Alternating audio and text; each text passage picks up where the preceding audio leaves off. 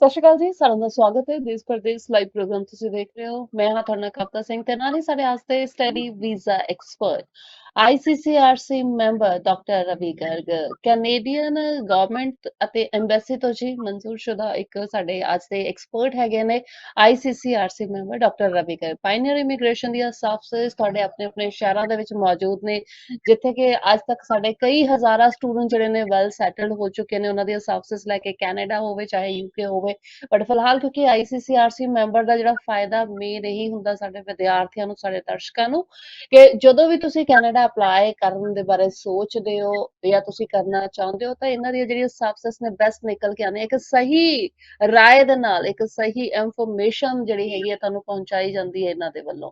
ਸੋ ਅੱਜ ਵੀ ਜੀ ਅਸੀਂ ਇਸ ਪ੍ਰੋਗਰਾਮ ਦੇ ਵਿੱਚ ਜਿਹੜੀਆਂ ਨਵੀਆਂ ਅਪਡੇਸ਼ਨਸ ਆਈਆਂ ਹੈਗੀਆਂ ਨੇ, ਸਟੂਡੈਂਟਸ ਨੂੰ ਅੱਜ ਵੀ ਕਈ ਡਾਊਟ ਹੈਗੇ ਨੇ, ਚਾਹੇ ਉਹ ਡੀਐਲਆਈ ਨੰਬਰ ਜਿਹੜੀ ਲਿਸਟ ਹੈਗੀ ਹੈ ਕਾਲਜਸ ਦੀ ਉਹ ਵੀ ਆ ਚੁੱਕੀ ਹੈ, ਬਟ ਸਟਿਲ ਜਿਨ੍ਹਾਂ ਦੇ ਨੰਬਰਸ ਕਾਲਜਸ ਤੇ ਉਸ ਲਿਸਟ ਦੇ ਵਿੱਚ ਨੇਮ ਜਿਹੜੇ ਹੈਗੇ ਨੇ ਨਹੀਂ ਹੈਗੇ, ਉਹਨਾਂ ਸਟੂਡੈਂਟਸ ਦੇ ਬਾਰੇ ਵੀ ਇਨਫੋਰਮੇਸ਼ਨ ਅੱਜ ਜ਼ਰੂਰ ਲਈ ਜਾਏਗੀ। ਐਂਡ ਸਭ ਤੋਂ ਵੱਡਾ ਜਿਹੜਾ ਮੇਨ ਟੌਪਿਕ ਰਹੇਗਾ ਕਿ ਹਾਂਜੀ ਹੁਣ ਜਿਨ੍ਹਾਂ ਸਟੂਡੈਂਟਸ ਦੇ 5.5 ਬੈਂਡ ਨੇ ਉਹਨਾਂ ਦੇ ਵਾਸਤੇ ਕੀ ਵਾਕਈ ਦੇ ਵਿੱਚ ਇੱਕ ਇੰਪੋਰਟੈਂਟ ਸਮਾਂ ਹੈਗਾ, ਜ਼ਰੂਰੀ ਸਮਾਂ ਹੈ ਕਿ ਤੁਸੀਂ ਅਪਲਾਈ ਕਰੋ। ਐਂਡ ਵਨ ਅਦਰ ਥਿੰਗ ਜਿਹੜੀ ਅੱਜ ਅਸੀਂ ਡਿਸਕਸ ਕਰਾਂਗੇ ਜੀ ਸਪੈਸ਼ਲੀ, ਐਂਡ ਉਹ ਹੈ ਕਿ ਜਿਹੜਾ ਹੁਣ ਜਨਵਰੀ ਇਨਟੇਕ ਦੇ ਵਾਸਤੇ ਕਿੰਨਾ ਕੁ ਟਾਈਮ ਸਾਡੇ ਸਟੂਡੈਂਟਸ ਦੇ ਕੋਲੇ ਰਹਿ ਗਿਆ ਹੈਗਾ। ਤੇ ਡਾਕਟਰ ਰਵੀ ਗਰਗ ਸਾਡੇ ਨਾਲ। ਸਰ ਜੀ ਸਤਿ ਸ਼੍ਰੀ ਅਕਾਲ, ਸਵਾਗਤ ਹੈ। ਕਵਿਤਾ ਜੀ, ਸ਼ੋਅ ਤੇ ਸੱਦਾ ਦੇਣ ਲਈ ਬਹੁਤ ਬਹੁਤ ਧੰਨਵਾਦ ਸਾਰਿਆਂ ਨੂੰ, ਸਾਰੇ ਦਰਸ਼ਕਾਂ ਨੂੰ ਮੇਰੇ ਵੱਲੋਂ ਪਿਆਰ ਭਰੀ ਸਤਿ ਸ਼੍ਰੀ ਅਕਾਲ ਜੀ। ਜੀ ਸੋ ਰਵੀ ਸਰ, ਜਿੱਦਾਂ ਸਭ ਤੋਂ ਪਹਿਲਾਂ ਸ਼ੁਰੂਆਤ ਡੀਐਲਆਈ ਨੰਬਰਸ ਜਿਹੜੇ ਲਿਸਟ ਆਈ ਹੈ ਡੀਐਲਆਈ ਕਾਲਜਸ ਦੀ, ਉਹਦੇ ਤੋਂ ਸ਼ੁਰੂਆਤ ਕਰਾਂਗੇ ਕਿਉਂਕਿ ਸਟੂਡੈਂਟਸ ਨੂੰ ਥੋੜਾ ਜਿਹਾ ਹਾਲੇ ਡਾਊਟ ਹੈ, ਬਿਕਾਜ਼ ਕਈ ਇਦਾਂ ਦੇ ਕਾਲਜਸ ਜਿਨ੍ਹਾਂ ਦਾ ਨਾਮ ਨਹੀਂ ਆਇਆ ਉਸ ਲਿਸਟ ਦੇ ਵਿੱਚ।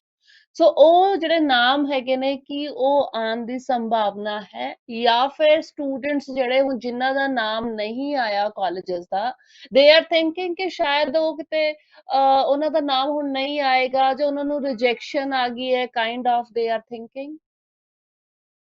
ਕਵਿਤਾ ਜੀ, ਪਹਿਲਾਂ ਵੀ ਗੱਲ ਹੋਈ ਸੀਗੀ ਕਿ ਕੈਨੇਡਾ ਗਵਰਨਮੈਂਟ ਐਮਬੈਸੀ ਨੇ ਇਹ ਕੀਤਾ ਕਿ ਕੋਰੋਨਾ ਤੋਂ ਬਚਣ ਦੇ ਲਈ ਕਾਲਜਿਸ ਜਿਹੜੇ ਨੇ, ਕਾਲਜਿਸ, ਯੂਨੀਵਰਸਿਟੀਜ਼, ਇੰਸਟੀਚਿਊਸ਼ਨ ਜਿਹੜੇ ਨੇ, ਜਿਨ੍ਹਾਂ ਨੇ ਕੋਰੋਨਾ ਦਾ ਜਿਹੜਾ ਕੋਵਿਡ-19 ਰੈਡੀਨੈਸ ਪਲਾਨ ਦਾ ਮਤਲਬ ਉਸ ਤੋਂ ਬਚਣ ਦੇ ਸਾਰੇ ਤਰੀਕੇ, ਸਾਰਾ ਪਲਾਨ ਬਣਾ ਕੇ ਕੈਨੇਡਾ ਗਵਰਨਮੈਂਟ ਨੂੰ ਸਬਮਿਟ ਕਰ ਦਿੱਤਾ, ਅਪਰੂਵ ਹੋ ਗਿਆ। ਉਹ ਕੈਨੇਡਾ ਐਮਬੈਸੀ ਨੂੰ ਦਿੱਤਾ ਤੇ ਕੈਨੇਡਾ ਐਮਬੈਸੀ ਨੇ ਵੈਬਸਾਈਟ ਤੇ ਪਾ ਦਿੱਤਾ ਵੀ ਇਹ ਕਾਲਜਿਸ ਜਿਹੜੇ ਅਪਰੂਵ ਹੋ ਚੁੱਕੇ ਨੇ ਉਹ ਆਪਣੇ ਇੱਥੇ ਪੜ੍ਹਨ ਵਾਸਤੇ ਸਟੂਡੈਂਟਸ ਨੂੰ ਬੁਲਾ ਸਕਦੇ ਨੇ।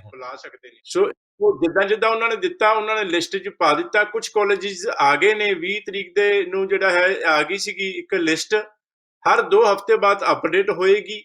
ਤੇ ਹੁਣ ਨੈਕਸਟ ਜਿਹੜੀ ਹੈਗੀ ਆ, ਇਹ ਜਿਹੜੀ ਪੁਰਾਣੀ ਲਿਸਟ ਹੈ ਆਪਾਂ ਕੈਨੇਡਾ ਐਮਬੈਸੀ ਦੀ ਵੈਬਸਾਈਟ ਤੇ ਜਾ ਕੇ ਦੇਖ ਸਕਦੇ ਹੈਗੇ ਆ।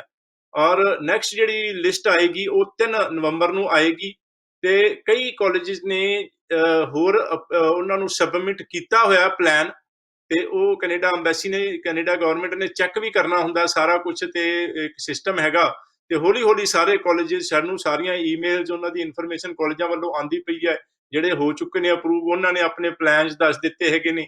ਔਰ ਜਿਹੜੇ ਹਾਲੇ ਸਬਮਿਟ ਕੀਤੇ ਉਹ ਵੀ, ਤੇ ਜਿਨ੍ਹਾਂ ਨੇ ਸਬਮਿਟ ਕਰਨਾ ਉਹ ਵੀ ਸਾਰੇ ਸਾਡੇ ਨਾਲ ਕਮਿਊਨੀਕੇਸ਼ਨ ਕਰਦੇ ਪਏ ਨੇ। ਹੌਲੀ ਹੌਲੀ ਸਾਰੇ ਕਾਲਜਿਸ ਜਿਹੜੇ ਵੀ ਡੀਐਲਆਈ ਦਾ ਮਤਲਬ ਹੁੰਦਾ ਡੈਜ਼ਿਗਨੇਟਿਡ ਲਰਨਿੰਗ ਇੰਸਟੀਟਿਊਸ਼ਨ, ਮਤਲਬ ਜਿਨ੍ਹਾਂ ਨੇ ਇੰਟਰਨੈਸ਼ਨਲ ਸਟੂਡੈਂਟਸ ਨੂੰ ਬੁਲਾਉਣ ਦੀ, ਜਿਨ੍ਹਾਂ ਨੂੰ ਪਰਮਿਸ਼ਨ ਹੈਗੀ ਹੈ, ਉਹ ਹੌਲੀ ਹੌਲੀ ਸਾਰੇ ਹੀ ਆ ਜਾਣਗੇ। ਕੋਈ ਡਰਨ ਦੀ ਜ਼ਰੂਰਤ ਨਹੀਂ ਹੈਗੀ। ਲੇਕਿਨ ਕੈਨੇਡਾ ਐਮਬੈਸੀ ਵੱਲੋਂ ਹਦਾਇਤਾਂ ਨੇ ਕਿ ਜਿਨ੍ਹਾਂ ਦੇ ਵੀਜ਼ੇ ਲੱਗ ਚੁੱਕੇ ਔਰ ਜਿਨ੍ਹਾਂ ਦਾ ਲਿਸਟ ਦੇ ਵਿੱਚ ਨਾਮ ਹੈਗਾ ਉਹ ਆ ਸਕਦੇ ਨੇ।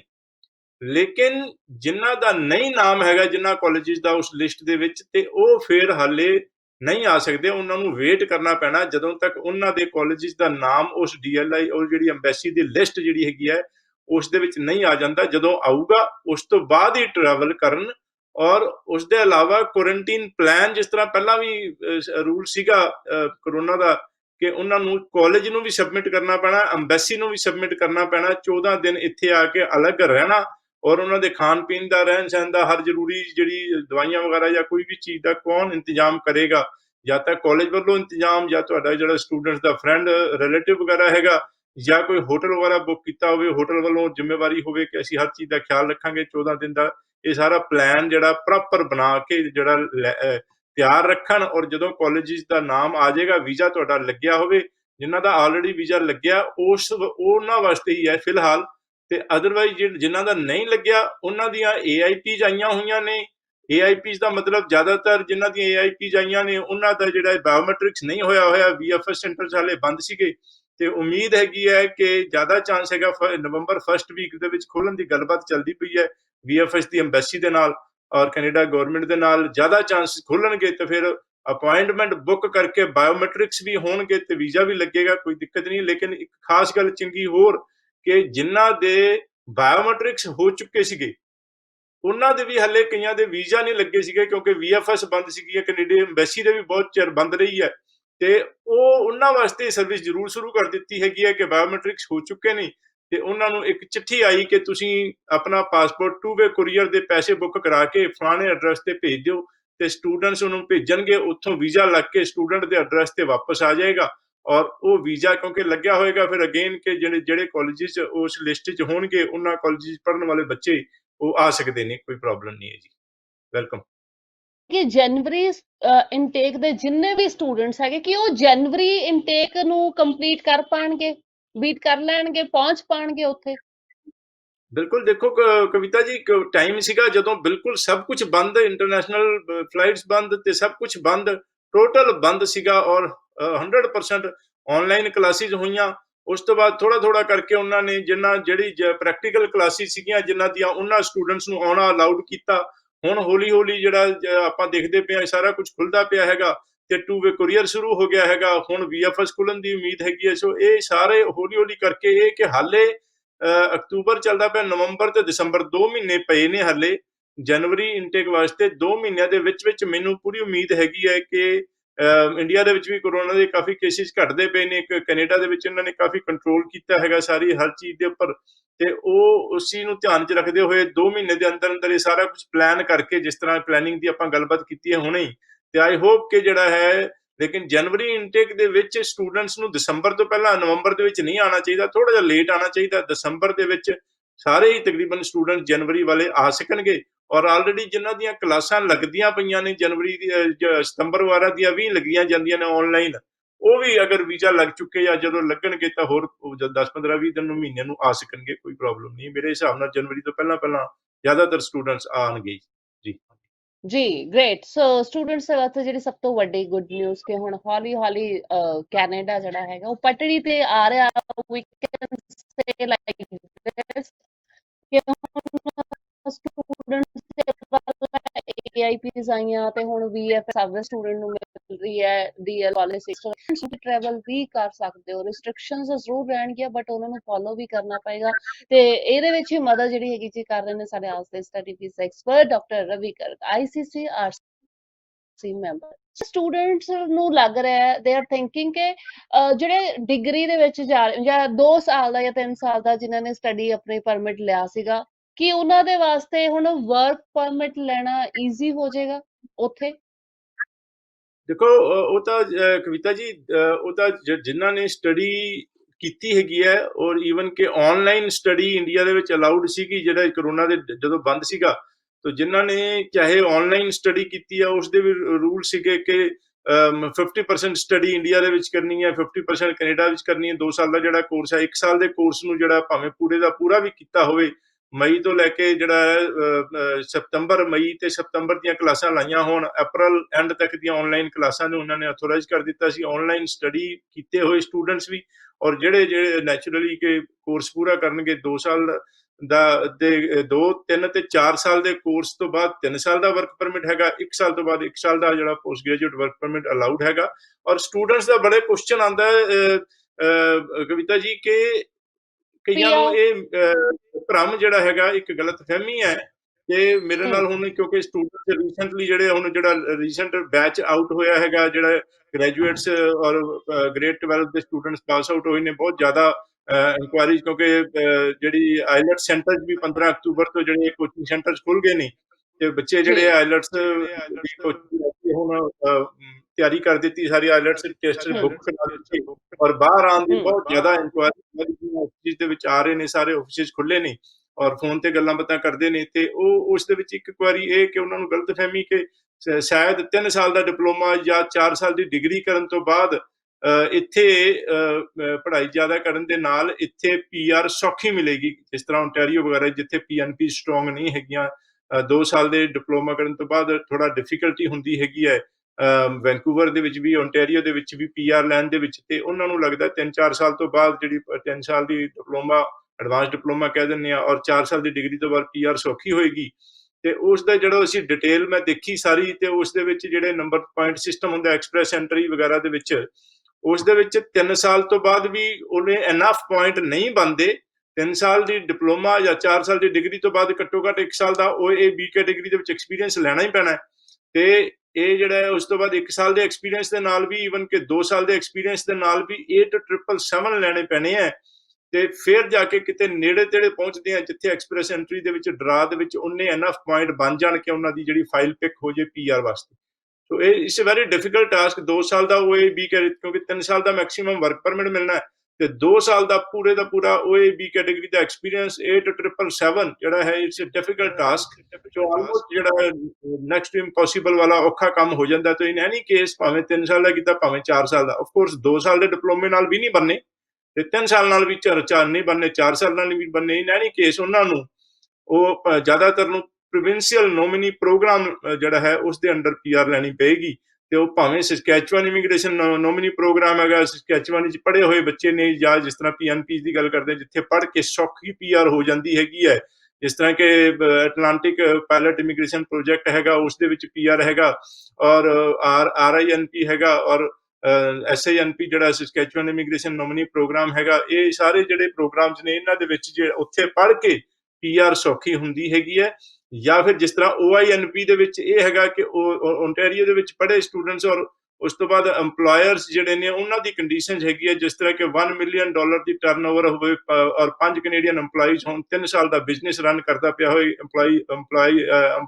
EMPLOYER ਜਿਹੜਾ ਹੈਗਾ ਬਿਜ਼ਨਸ। ਤੇ ਇਹ ਜਿਹੜੀ ਕੰਡੀਸ਼ਨ ਦੇ ਨਾਲ 1 ਸਾਲ ਦਾ OAB ਕੈਟੇਗਰੀ ਦਾ ਵਰਕ ਐਕਸਪੀਰੀਅੰਸ, ਔਰ ਹਰ ਇੱਕ ਥਾਂ ਤੇ ਜੌਬ ਆਫਰ ਜ਼ਰੂਰੀ ਹੈਗੀ ਹੈ ਕਿ EMPLOYER ਇਹ ਕਵੇ ਕਿ ਇਸ ਜਿਹੜੇ ਸਟੂਡੈਂਟ ਨੂੰ ਜਦੋਂ ਕੰਮ ਕਰਨ ਤੋਂ ਬਾਅਦ ਤੇ 1 ਸਾਲ ਦੇ ਕੰਮ ਜਦੋਂ ਮੇਰੇ ਕੋਲ ਕਰਦਾ ਪਿਆ ਹੈਗਾ, ਤੇ ਉਸ ਨੂੰ PR ਵਾਸਤੇ ਮੈਂ PR ਜਦੋਂ ਹੋ ਜਾਊਗਾ ਉਸ ਤੋਂ ਬਾਅਦ ਇਹਨੂੰ ਪਰਮਾਨੈਂਟ ਜੌਬ ਦਊਂਗਾ ਮੈਂ। ਇਹ ਕਮਿਟਮੈਂਟ ਜੌਬ ਆਫਰ ਇਸ ਦੇ ਨਾਲ ਜਿਹੜਾ ਹੈਗਾ ਸੌਖਾ ਹੋ ਜਾਂਦਾ ਹੈਗਾ। ਸੋ ਇਹ ਜਿਹੜੀ ਓਨਟਾਰੀਓ ਦੀ ਗੱਲ ਕਰੀਏ, ਇਹ ਜਿਹੜੀ ਕੰਡੀਸ਼ਨ ਆ ਮੈਂ ਦੱਸੀਆਂ ਨੇ, ਇਹ ਥੋੜੀਆਂ ਜਿਹੀਆਂ ਔਖੀਆਂ ਹੁੰਦੀਆਂ ਨੇ। ਉਸ ਤਰ੍ਹਾਂ ਦੇ EMPLOYER ਨੂੰ ਲੱਭਣਾ ਪੈਣਾ ਜਿਹੜਾ ਇਹ ਕੰਡੀਸ਼ਨਾਂ ਪੂਰੀਆਂ ਕਰਦੇ ਹੋਣ। ਅਦਰਵਾਈਜ਼ ਜਿੱਦਾਂ ਮੈਂ ਦੂਜੀਆਂ PNP ਦੱਸੀਆਂ, ਜਿੱਦਾਂ ਸਸਕੈਚੁਅਨ ਇਮੀਗ੍ਰੇਸ਼ਨ ਨੋਮੀਨੀ ਪ੍ਰੋਗਰਾਮ ਹੈਗਾ ਜਾਂ ਅਟਲਾਂਟਿਕ ਇਮੀਗ੍ਰੇਸ਼ਨ, ਉਸ ਦੇ ਵਿੱਚ EMPLOYERS ਦੇ ਉੱਪਰ ਇਸ ਤਰ੍ਹਾਂ ਦੀ ਕੰਡੀਸ਼ਨ ਨਹੀਂ ਹੈਗੀ। ਸਸਕੈਚੁਅਨ ਦੀ ਗੱਲ ਕਰੀਏ, ਜਿਹੜੇ ਸਟੂਡੈਂਟ ਸਸਕੈਚੁਅਨ ਵਿੱਚ ਪੜ੍ਹ ਕੇ 6 ਮਹੀਨੇ ਕੰਮ ਕਰਕੇ, ਔਰ ਅਗਰ ਕਿਤੇ ਬਾਹਰ ਪੜ੍ਹਦਾ ਤੇ ਸਸਕੈਚੁਅਨ ਮੂਵ ਕਰਕੇ ਇੱਥੇ ਆ ਕੇ 1 ਸਾਲ ਕੰਮ ਕਰਕੇ OAB ਕੈਟੇਗਰੀ ਦੇ ਵਿੱਚ ਕੰਮ ਕਰ ਲਵੇ, ਤੇ ਉਸ ਨੂੰ EMPLOYER ਨੂੰ ਕੰਡੀਸ਼ਨਾਂ ਨਹੀਂ ਹੈਗੀਆਂ। ਔਰ ਕੋਈ ਵੀ EMPLOYER ਹੋਵੇ OAB ਕੈਟੇਗਰੀ ਦੇ ਵਿੱਚ 1 ਸਾਲ ਦਾ ਜੌਬ ਐਕਸਪੀਰੀਅੰਸ ਕਰਕੇ PR ਸੌਖੀ ਹੁੰਦੀ ਹੈ। ਸੋ ਇਹ ਜਿਹੜੀ ਡਿਟੇਲ ਹੈਗੀ ਹੈ। ਅਦਰਵਾਈਜ਼ ਜਿਹੜੀ ਤੁਸੀਂ ਸੋਚਿਆ ਕਿ 3 ਸਾਲ 4 ਸਾਲ ਜਿਹੜੀ ਪੜ੍ਹ ਕੇ ਉਸ ਦਾ ਫਾਇਦਾ ਨਹੀਂ, 2 ਸਾਲ ਤੋਂ ਬਾਅਦ ਵੀ, 3 ਸਾਲ ਤੋਂ ਬਾਅਦ ਵੀ, 4 ਸਾਲ ਤੋਂ ਬਾਅਦ ਵੀ ਜਿਹੜਾ ਵਰਕ ਪਰਮਿਟ ਤਾਂ 3 ਸਾਲ ਦਾ ਹੀ ਮਿਲਣਾ ਹੈ। ਔਰ ਅਗਰ 2 ਸਾਲ ਤੋਂ ਬਾਅਦ ਕਰਕੇ ਜਿਹੜਾ ਡਿਪਲੋਮਾ ਕਰਕੇ PR ਕਰਕੇ ਫਿਰ ਆਪਾਂ ਡਿਗਰੀ ਜੁਆਇਨ ਕਰਦੇ ਹਾਂ, ਕ੍ਰੈਡਿਟ ਟ੍ਰਾਂਸਫਰ ਹੁੰਦੇ ਹੈ, ਔਰ ਹੋਰ ਨੈਕਸਟ 2 ਸਾਲਾਂ ਜਿਹੜਾ ਹੈਗਾ ਡਿਗਰੀ ਪੂਰੀ ਹੋ ਜਾਂਦੀ ਹੈ। ਔਰ PR ਤੋਂ ਬਾਅਦ ਜਿਹੜੀ ਸਟੱਡੀ ਕਰਦੇ ਆ ਉਹਦੀ ਫੀਸ 4/5 ਹਿੱਸਾ ਹੁੰਦੀ ਹੈ। ਤਾਂ ਫਿਰ ਉਹ ਪਹਿਲਾਂ ਹੀ ਆਪਾਂ 3 ਸਾਲ ਦਾ 4 ਸਾਲ ਦਾ ਕੋਰਸ ਕਿਉਂ ਕਰਨਾ ਜਦੋਂ ਕਿ ਫਾਇਦਾ ਹੀ ਨਹੀਂ ਉਹਦਾ ਹੋਣਾ। ਸੋ ਇਹ ਸਾਰੀ ਡਿਟੇਲ ਜਿਹੜੀ ਹੈਗੀ, ਅਸੀਂ ਇਹ ਹੋਰ ਬੜੀਆਂ ਗੱਲਾਂ ਨੇ ਜਿਹੜੀਆਂ ਕਿ ਲੰਬੀਆਂ ਚੌੜੀਆਂ ਹੈਗੀਆਂ ਨੇ।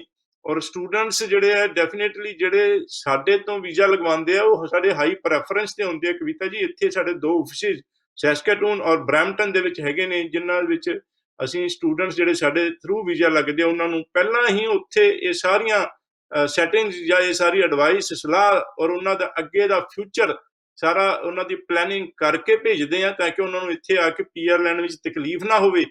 ਔਰ ਜਦੋਂ ਇੱਥੇ ਆਉਂਦੇ, ਇੱਥੇ ਵੀ ਸਾਰੀ ਪ੍ਰੋਪਰ ਕੰਪਲੀਟ ਗਾਈਡੈਂਸ। ਔਰ ਕਈ ਵਾਰੀ ਜਿਹੜੇ ਆ ਉਹ ਇੱਧਰ ਉੱਧਰੋਂ ਕਿਤੇ ਹੋਰ ਵੀਜ਼ਾ ਲਗਵਾਏ ਨੇ, ਉਹ ਸਟੂਡੈਂਟਸ ਜਦੋਂ ਫਿਰ ਕੰਟੈਕਟ ਕਰਦੇ ਨੇ ਤੇ ਉਹ ਨੈਚੁਰਲੀ ਕਿ ਉਹ ਕਾਫੀ ਡਿਫਿਕਲਟੀ ਫੀਲ ਕਰਦੇ ਨੇ ਕਿ ਸਾਨੂੰ ਇਹ ਨਹੀਂ ਦੱਸਿਆ, ਉਹ ਨਹੀਂ ਦੱਸਿਆ, ਉਹ ਕਿਸੇ ਹੋਰ ਕੰਪਨੀ ਨੇ ਉਹਨਾਂ ਨੂੰ ਪਤਾ ਨਹੀਂ ਸੀਗਾ, ਔਰ ਡੈਫੀਨੇਟਲੀ ਜਦੋਂ ਤੱਕ ਉਹ ਕੈਨੇਡਾ ਦੇ ਵਿੱਚ ਨਹੀਂ ਹੈਗੇ ਔਰ ਕੈਨੇਡਾ ਦਾ ਪੀਆਰ ਨੂੰ ਜਿਹੜੇ ਸਟੂਡੈਂਟਸ ਦੀ ਪੀਆਰ ਨਹੀਂ ਕਰਾਉਂਦੇ, ਉਹਦੀ ਡਿਟੇਲ ਵਿੱਚ ਨਹੀਂ ਜਾਂਦੇ ਤੇ ਉਹਨਾਂ ਨੂੰ ਰੂਲਸ ਰੈਗੂਲੇਸ਼ਨ ਦਾ ਨਹੀਂ ਪਤਾ ਤੇ ਫਿਰ ਦੇ ਮਿਸ ਇਟ। ਤੇ ਵੈਲਕਮ ਆਪਣੇ ਸਾਰੇ 12 ਆਫਿਸਿਸ ਇੰਡੀਆ ਦੇ ਵਿੱਚ ਅਲੱਗ-ਅਲੱਗ ਸਿਟੀਜ਼ ਦੇ ਵਿੱਚ, ਜਿਸ ਤਰ੍ਹਾਂ ਤੁਸੀਂ ਦੱਸਿਆ, ਔਰ ਕੈਨੇਡਾ ਐਮਬੈਸੀ ਦੀ ਵੈਬਸਾਈਟ ਤੇ ਨਾਮ ਔਰ 2003 ਤੋਂ company 100% honesty, transparency, personal care ਦਾ ਤੁਹਾਡੇ ਨਾਲ ਵਾਅਦਾ ਔਰ ਕਮਿਟਮੈਂਟ। ਵੈਲਕਮ ਜੀ। ਜੀ ਜੀ ਜੀ। ਅੱਛਾ ਸਰ, ਹੁਣ ਜਨਵਰੀ ਇਨਟੇਕ ਦੇ ਵਾਸਤੇ ਸੀਟਸ ਹਲੇ ਹੈ ਜਾਂ ਨਹੀਂ? ਕੋਈ ਡੈਡਲਾਈਨ ਜਨਵਰੀ ਇਨਟੇਕ ਦੇ ਵਾਸਤੇ? ਕਵਿਤਾ ਜੀ, ਤਕਰੀਬਨ ਕੋਈ 20 ਤੋਂ 25 ਤਰੀਕ ਤੱਕ, ਨਵੰਬਰ ਤੱਕ ਅਸੀਂ ਫਾਈਲਾਂ ਲਾਵਾਂਗੇ ਅੰਬੈਸੀ ਦੇ ਵਿੱਚ ਜਨਵਰੀ ਇਨਟੇਕ ਵਾਸਤੇ।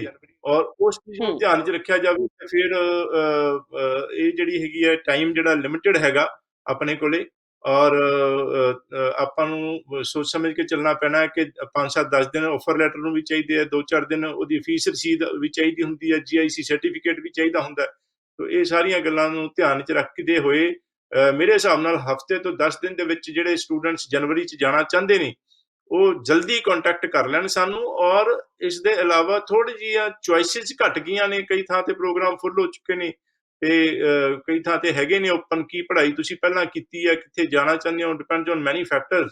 ਤੇ ਉਹ ਤੁਸੀਂ ਆਓਗੇ ਜਿਹੜੇ ਸਾਡੇ ਆਫਿਸ ਦੇ ਵਿੱਚ ਮਿਲ ਕੇ ਗੱਲਬਾਤ ਕਰਕੇ ਅਸੀਂ, ਲੇਕਿਨ ਟਾਈਮ ਲਿਮਿਟਡ ਥੋੜਾ ਟਾਈਮ ਹੈਗਾ, ਹਫ਼ਤਾ 10 ਦਿਨ, ਮੈਕਸਿਮਮ 2 ਵੀਕਸ।